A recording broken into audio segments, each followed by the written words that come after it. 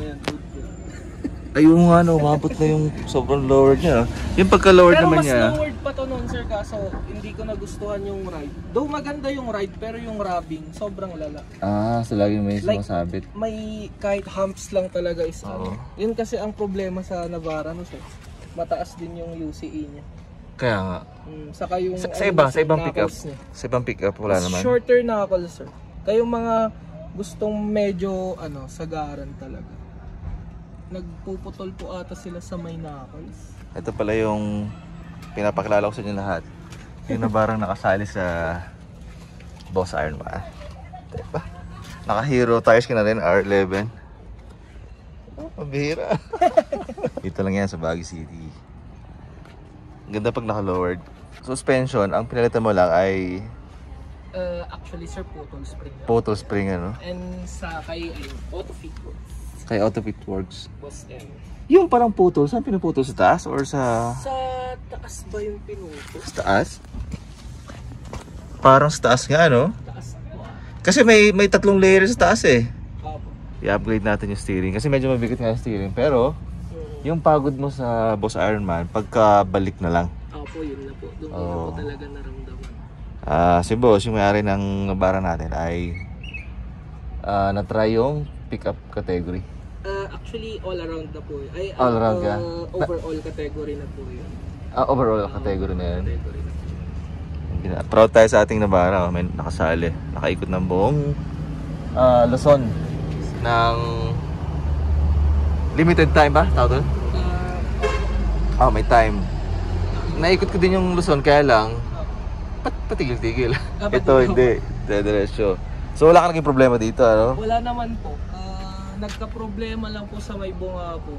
Nag-boost pick po ako isang beses. Nag-boost pick ka? Kaso ginawa ko na lang habang tumatakbo. Kasi sagaran na po yun, 120 kahit anong tapak. Wala na? Pumasok ng 6 saka 7 gear. Ang ginawa ko po, neutral ko, saka pinatay ko. Binuksan ko ulit. The rest of the loop wala naman. Wala na, ano? At least na-reset siya, no? Oo nga po eh. Drag diesel. Sino nakakilala sa pickup na to? Shout out. So i-upgrade natin. And syempre mas gagaan naman na ito. 14,000 pa lang tinakbo nito. May Helix light. Basta putol spring. Putol spring. Unahan sa kalikod. Tapos think parang oo nga, no?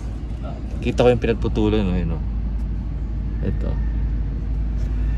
Galing. Nararamdaman ko na po yung every may rough road. Oo. Yung vibration niya nasa manubela. Ma-vibrate siya. So ma-update natin to, masasolve yung problema. Saka yan, 265 60R18. Ang nangyari lang dito, putol spring, tapos meron lang umabot dito. Nabutasan na, kakasayad. Pero so far wala ka namang binago, no? May side lang dun sa may fender, no? Pero ang totoo po niyan, stock height po ito. Nung linaro ko nung Boss Iron. Stock height siya. Stock height po siya. Okay. Dinamis ko kasi dito sa sakyan, nilo-lower ko siya after ng BIMC. So nung stock height siya, wala siyang problema sa mga side-side? Opo. Kumbaga, ang habol ko lang po kasi dito is yung sa kurba, pero nagkamali pala ako. Napaka-sensitibo pala nung harap nung pang-ilalim ng Navara. Pag naka-lowered sa kurbada? Kahit semi-lowered lang po. Kasi bala ko po anong meaning nung napaka-sensitive? Like, may body roll ba? Or hindi naman po sa body roll, pero yung rubbing talaga. Yung rubbing? Yung rubbing. Sasali ko po sana sa kalikasan ko, na-cancel din po yung acting event. Isali mo sa Mindanao, pero daming drug diesel sa Mindanao. Sa kalikasan, Pangasinan. Sa Pangasinan? Hindi po yun na challenge. Meron pala bagong challenge. Hindi kabisado. BIMC lang kabisado, ano? Pwede ko pakita, hindi na, no? Shout out sa ating kamanayo. Ayan. Papag-road test na kami. Tara! 14,000 pa lang tinakbo nito. 14. So far, ano mo? Na-feel ba? Okay naman po, mas magaan. Mas magaan?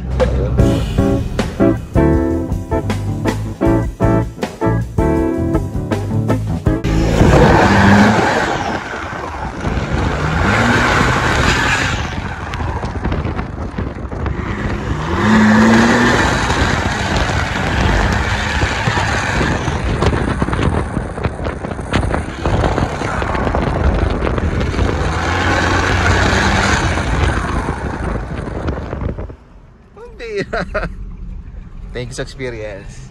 Back to Camp Hey.